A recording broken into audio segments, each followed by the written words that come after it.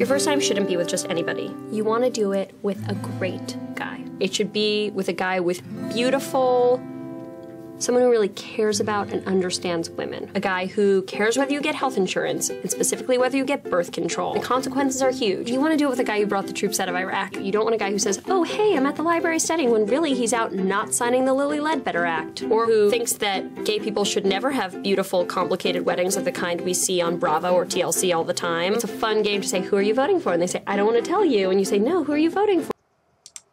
Hello, everyone. Now, anyway, that was a snippet of an actual Obama campaign ad. Yeah, seriously. Folks, you should know by now that I'm not some humorless prude who can't take a joke, but really, that is the best the Obama campaign could come up with. Hey, ladies, vote for me, and I may take us into more wars like Libya. It may indefinitely detain you and your family. I may force you to buy mediocre insurance from the same companies that have been ripping you off for years. And I may continue the same policies that got us into this mess while pretending to change things. But if you vote for me, I'll give you free birth control and tax-free or funded abortions on demand.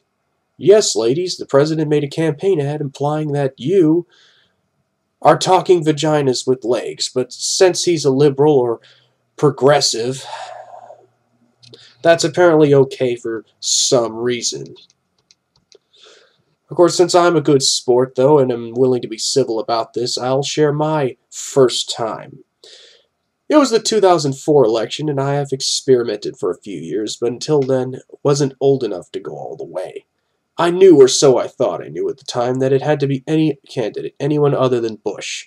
Perpetual war, deficits, and a growing police state didn't really put me in the mood for 4 more years.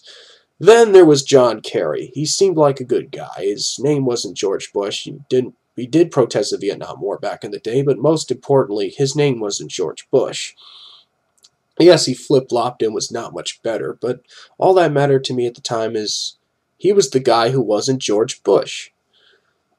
So he promised to give me candy and other goodies if I got into his limo, and like the naive child I was, I took the bait, went to the polls, and gave him my electoral virginity. He didn't take me out to dinner and a movie like he promised, and some of the things he was into were a bit too kinky, even for my taste. I mean, let's just say he wasn't very gentle or patient either, and I eagerly awaiting the election returns, and of course, to my disappointment at the time, you know who won. Anyway, I got screwed so long and hard for the next 4 years, every day might as well have been walk like a pirate day with my constant hunched gait. Sometime between that and the 2008 election, I found my rebound guy, and his name was Barack Obama. The talk of hope, change, and how we're all in it together just got my heart all aflutter. Now, he was intelligent, articulate, seemed like a great guy. He seemed to be into politics for all the right reasons. Of course, seemed to be is the key term here. So I voted for him in the Democratic primary, but little did I know, my love affair came to an abrupt and permanent end when I found him in a naked, sweaty embrace with a hate-monger pastor. Thankfully finding this out just before the general election. Now sure, it wasn't the worst thing he did by a long shot, and is actually quite trivial compared to most of what was going on then and is still going on today, but it woke me from my ignorance-induced slumber. It made me wonder what else my supposed knight in shining armor was lying about. So I found unpleasant detail after unpleasant detail about how he wasn't as anti-war as he portrayed himself, how he was so pro-abortion that he voted on multiple occasions to force taxpayers to fund it, and even voted against the Victims Born Alive Protection Act, and most infuriatingly of all, how he, along with most Democrats and Republicans, voted for the Wall Street bailouts. I knew then and there that he was a complete fraud, and was gradually waking up to the fact that the system itself is an elaborate hoax.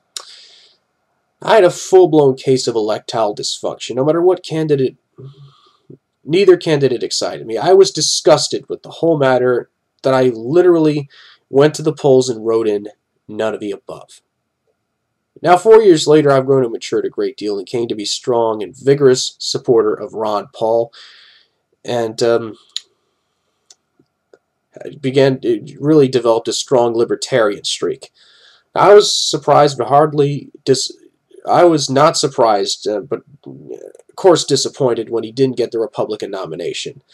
Not because I was one of those people who thought there was no way Ron Paul could possibly win, but because he was such a grave threat to the global corporate mafia that has hijacked our republic that they were willing to do anything to sabotage him. So for a while I was on the fence. I was either going to write in Ron Paul or vote for Gary Johnson, who's the Libertarian candidate for president now. I eventually decided to vote for Gary Johnson, not because I stopped loving Ron Paul, but because I love him so much I didn't want the message to end with just him. Now, that, ladies and gentlemen, was my first time. If this election is your first time, please don't make the same mistake I made and vote for a candidate because you hate and fear the other guy so much you're willing to vote for anyone else. Voting for anyone else is what brought us George Bush, and anyone else is what brought us Obama. I'm not saying their opponents were any better, but at some point we have to break this cycle if our republic is going to survive.